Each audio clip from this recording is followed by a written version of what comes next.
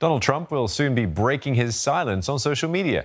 But this time, the former US president will be using his own platform.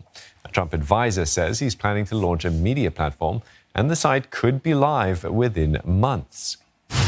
Simon Marks joins us from Washington, D.C. for more on this. Simon, Mr. Trump wants to get back online on his own terms, it seems, but are there any details of what it could look like?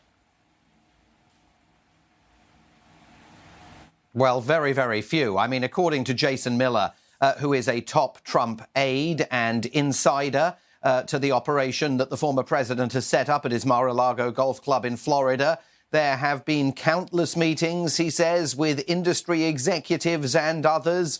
There is a plan, he says, to launch what is going to be a massive social media platform. The next big thing, he insists, in the world of social media that the former president will be bankrolling. Now, industry analysts say this would be a very, very ambitious target for the former president, starting any kind of social media platform from scratch with no track record beyond his record of individual and personal tweets, no track record of operating a business in the social media space. And skeptics point to President Trump's previous forays into various arrays of business before he became president of the United States. Trump University, Trump Steaks, a whole variety of different businesses that were launched and sputtered along for a while and then collapsed. So whether we ever actually see this or not is a big question. Certainly this news has galvanized Washington and politicos here in the nation's capital. But will we actually eventually see it? We're going to have to keep an eye. And do you think then that a political comeback is looking likely for the next election for the former president? Well, the former president would argue he's never gone away politically.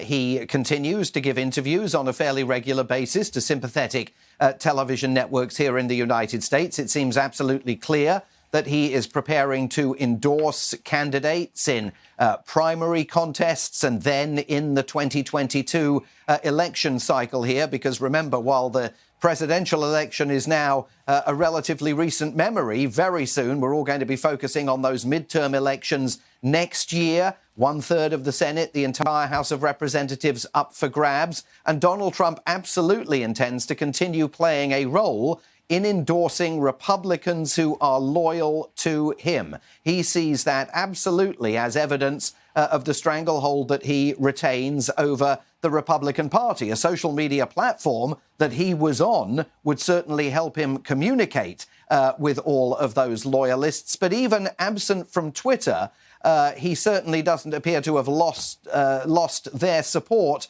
or their loyalty. And those people who have turned against him are being warned that they will pay the price for their treachery. Thanks for getting us up to speed as always. Simon Marks speaking to us from the US Capitol.